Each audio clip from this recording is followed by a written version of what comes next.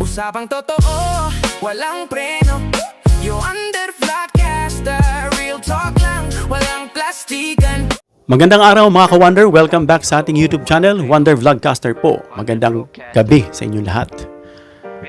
Pasensya na kayo, hindi tayo nakapag-upload ng almost 2 days dahil tayo po'y nasa isang retreat. Dahil dyan, tayo po'y nakapag-relax, nakapaglabas ng mga toxic experience at ito, magkakaroon tayo ng bagong topic ngayon.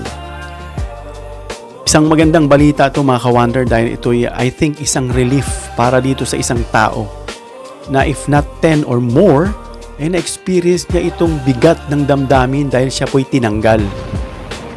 At ito pong tinutukoy nating tao ay walang iba kundi ang dating Deputy Ombudsman na si Arthur Carandang. Alam natin na itong si Arthur Carandang ay tinanggal yan ni Duterte nung panahon ng kanyang pananungkulan bilang presidente. Dahil lamang sa isinagawang trabaho ni Carandang bilang ombudsman at dahil sa kanyang pag-iimbestiga na ayon nga rito kay Trillanes, allegedly, ay meron tagong yaman itong pamilyang Duterte.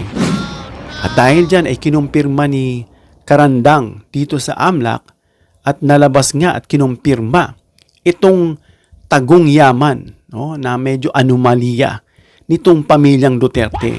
At dahil dyan ay nireklamo siya, dinisiplina siya, no? Floating siya that time until siya po ay tinanggal na ni Martires. At ang masaklap pa dyan mga ka-Wonder ay siya po ay tinanggal na ng benepisyo at siya po ay hindi na makakaupo sa anumang public office. Pero bago yan mga ka-Wonder, inihiling ko sana sa inyo na isubscribe niyo po ang ating YouTube channel. May subscribe button po dyan. Libre po ang pag-subscribe, wala pong bayad. Pindutin niyo po yung subscribe button, lalabas po yung bell. Pag pindot niyo ng bell, piliin niyo po yung all. Marami pong salamat. At yun nga mga ka-Wonder, itong ulat, hiramin natin itong report ng Daily Inquirer. Sabi rito, Supreme Court voids Duterte's dismissal of ex-Deputy Ombudsman Melchor Carandang. So isang good news to mga ka-Wonder. No, at alam natin na way back 2016 ay napakamakapangyarihan itong Duterte. Ang daming takot. Kahit nga yung AMLA, sabi nila takot that time. Pero ngayong wala na sila sa kuko nitong dragon. Nitong dragon, malaya na silang nakakapag-participate at cooperate. Except na lang itong BIR, na itong ang mahiwagang box, malamang sa alamang mabubuksan na lang dyan sa Senado. Well, yun nga, na isang ombudsman, mataas ang tanungkulan, at sabi nga ng ating mga kaibigang nasa politics, ng mga abogado, ay mabuting tao raw itong si Arthur Carandang. At ginagawa niya lamang ang kanyang tungkulin bilang taga-imbestiga ng mga tiwali na mga walang yang kawatan na wala dapat dyan sa gobyerno. Na ang alam lang umupo para magnakaw yung makakapal na mukhang ito. At yun nga, ano ba yung ugat? 2016, way back, 2018 siya actually, sa panahon ni Duterte, nung siya po'y tinanggalan dahil sa dahil sa kanyang pagbulgar nitong hidden wealth nitong Duterte at saka ng pamilya niya. At sinampahan siya mga ka-Wonder nitong betrayal of public trust at culpable violation of the Constitution. So dahil dyan mga ka-Wonder, dahil inakusahan nga siya na ginamit niya raw itong confidential bank records nang walang pahintulot. Although pasok yan mga ka-Wonder sa apat, isa dyan yung walang pahintulot ng bank depositor. Pero dahil nga may kapangyarihan itong ombudsman na maimbestiga at lalong-lalo na may kinalaman yan sa mga AMLAC records, nagkaroon siya ng access. At lumabag daw ito siya sa bank secrecy laws. So ano nangyari mga ka-Wonder? Noong 2018 ay dinismiss nga from service itong kawawang si Arthur Carandang. Ang desisyon na yan ay mula rito sa ilalim ni Martires. Na bagamat naumpisahan na yung kaso bago manungkulang si Martires. Floating but eventually tinanggal niya. Kaya itong si Martires nanganganib din itong mga ka-Wonder. Dahil unconstitutional din ang ginawa nito. Dahil yung sinasabing parusa dyan kay Carandang ay hindi biro. Biruin mo na walan ka ng benepisyo at disqualified ka sa paghawak ng anumang posisyon sa gobyerno. Yan ang ginawa sa kanya nitong si Duterte na Yun naman, salamat naman at na mabuti talaga ang Diyos. At yun, ginawa na lang siyang karton at nandudunan siya sa dahig. No? At itong anak niya na nagpupumilit maging presidente na alam naman natin na hindi qualified base sa ating mga nakikita at na napapanood. No? Lalo-lalo sa kinasasangkutan niya na imbis na dumalo siya, na ipinigyan nga siya ng pagkakataon nitong Korte Suprema para ipaliwanag yung sarili niya, ay pinabayaan niya at pinatakas niya yung pagkakataon. Ito po yung nilabas na order ng pagmawawalang bisa doon sa sinasabing dismissal na inakyat nga sa Korte Suprema at kinwestiyon itong legalidad ng dismissal ni Karandang, mga ka-wonder. Yung due process niyan.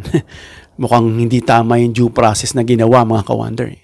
At of course, yung kalayaan nitong ombudsman na mag-imbestiga, no, bilang isang independent body.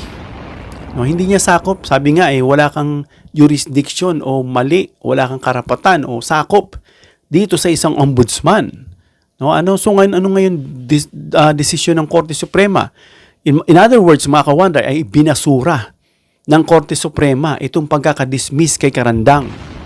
Dahil dun sa tatlong mahalagang punto na tumbasan natin yung tatlo kanina na binanggit, yung legalidad ng dismissal, yung due process, at yung kaalaman o kalayaan ng isang ombudsman na mag-imbestiga. Dahil ayon sa Korte Suprema, mga ka-wonder, ay hindi sapat yung basihan na ginamit nitong sila Digong at Martires para siya ipatanggal. No? At prinotektahan din, mga ka-wonder, yung independence ng ombudsman. Independent ito no? Lalo na ang trabaho nito ay imbestigahan. Kaya nangyari yun ay dahil ginaganap lang ni Karandang ang kanyang trabaho. At isa pa, hindi malinaw, mga ka-wonder, kung may criminal intent itong si Karandang, no? O malisya, no? Malicious intent, mga ka-wonder, sa kanyang isinagawa. Pero hindi trabaho ito ng isang ombudsman na tulad niya. Dahil dyan, na-relieve o nagkaroon ng relief itong si Karandang. Dahil pinagtibay yung prinsipyo, mga ka-wonder, no? Ang mga opisyal daw ng ombudsman, dapat may malayang magsagawa ng investigasyon. Otherwise, wala nang itatrabaho yung ombudsman kung kaya pala silang kasuhan ng ganyan-ganyan lang. At nagbigay ito ng proteksyon laban sa political pressure gaya ng ginagawa ni Duterte at retaliation na that time very powerful, no? Tapos na ang kanya pong maliligayang araw. At naglatag din, mga ka-wonder, ng limitasyon sa paggamit ng bank secrecy bilang depensa laban sa anti-corruption probes. Pero nga, mga ka-wonder, dahil nga nakasaad sa Constitution na may exception. No? So, yan. Nakita natin, mga ka-wonder, na pinalakas nitong implikasyon ng sistema ng hustisya, itong checks and balance ng mga nakaupong government official dyan na ang hangarin ng iba ay magnakaw lang. No? Na walang mataas-taas na posisyon kahit presidente ka pa. Kung ikaw ay nagkasala, dapat ikaw ay mapanagot. No? Kaya yung mga magnanakaw dyan, na sana mabago, no?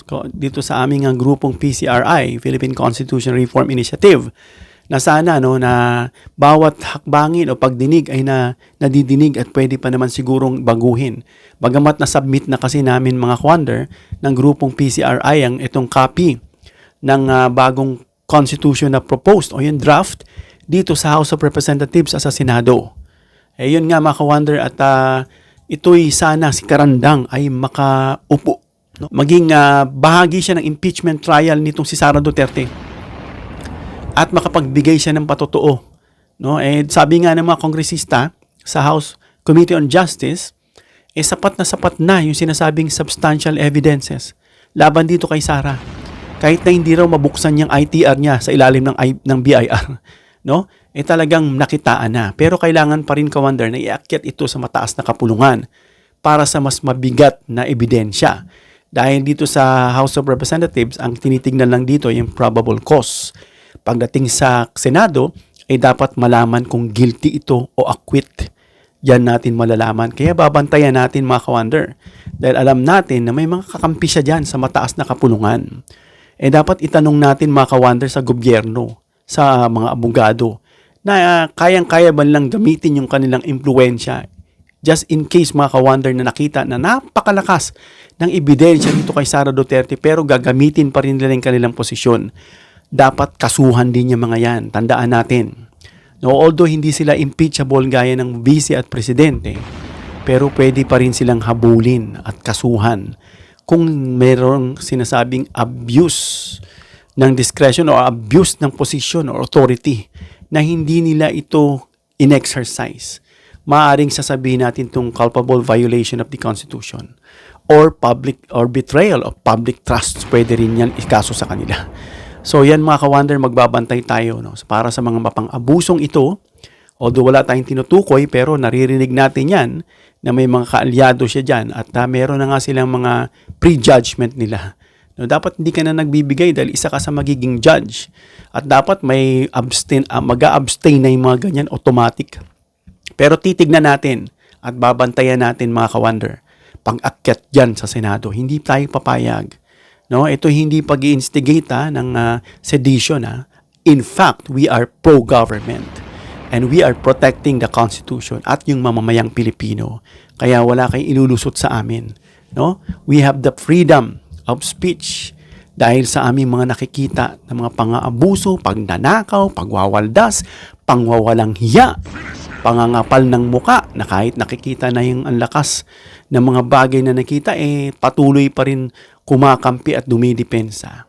So abangan natin pag-akit dyan mga ka-wonder at sana maging witness itong si Karandang. Ano?